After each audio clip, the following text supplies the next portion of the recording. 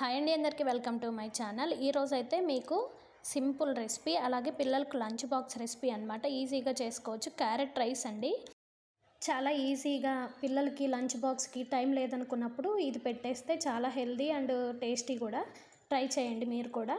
ఎలాగో చూపిస్తాను. ముందుగా ఒక కళాయి తీసుకొని అందులో ఆయిల్ వేసుకొని పోపు దినుసులు అలాగే కొన్ని పల్లీలు వేసుకొని వేయించుకుంటున్నాను. మీరు జీడిపప్పు కూడా యాడ్ చేసుకోవచ్చు. నా దగ్గర ప్రజెంట్ లేదు, సో ఆనియన్ కట్ చేసి వేసుకున్నాను. తర్వాత పచ్చిమిర్చి కూడా ముక్కలు చేసి వేసుకున్నాను. తర్వాత దీనిలో కొంచెం అంతా కరివేపాకు కూడా వేసేసుకుంటున్నాను. చూడండి, ఇలా మొత్తాన్ని ఒకసారి కలుపుకుంటున్నాను. ఇవి బాగా ఫ్రై ఏం అవసరం లేదు, దోరగా వేగితే చాలు. తినేటప్పుడు ఆనియన్ తగులుతుంటే చాలా బాగుంటుంది. తర్వాత దీనిలో ఒక స్పూను సాల్ట్ వేసుకుంటున్నాను. అలాగే ఒక చిటికెడు పసుపు కూడా వేసుకుంటున్నాను. దీన్ని ఒకసారి కలిపేసుకుంటున్నాను. కొంచెం అంతా మగ్గనిస్తున్నాను. మీడియం ఫ్లేమ్లోనే చేసుకోండి ఈ ప్రాసెస్ అనేది. అలాగే రైస్ని కూడా నేను ఉడికించి పెట్టేసుకున్నాను ముందుగానే.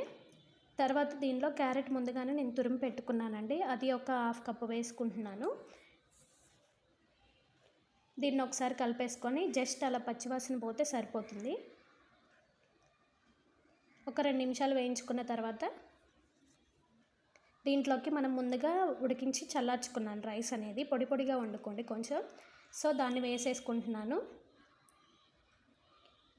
ఒకసారి దీన్ని మొత్తాన్ని ఆ క్యారెట్ మసాలా అనేది దీనికి పట్టేలాగా కలుపుకోవాలి.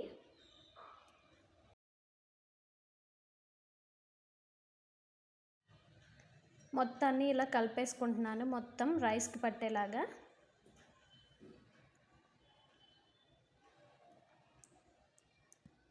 తర్వాత నేను నిమ్మ చెక్క ఒకటి హాఫ్ పిండుకుంటున్నాను దీంట్లో. మీకు ఇష్టం లేకపోతే వదిలేయచ్చు. అది పిండితే చాలా బాగుంటుంది, పుల్ల పుల్లగా రైస్ కూడా. క్యారెట్ వేయటం వల్ల కొంచెం స్వీట్నెస్ కూడా ఉంటుంది. సో నిమ్మ చెక్క కొంచెం అంత పిండేసుకోవాలి. స్టవ్ ఆపేసి తర్వాత దీన్ని పిండేసుకొని ఒకసారి మొత్తాన్ని కలిపేసుకోవాలి.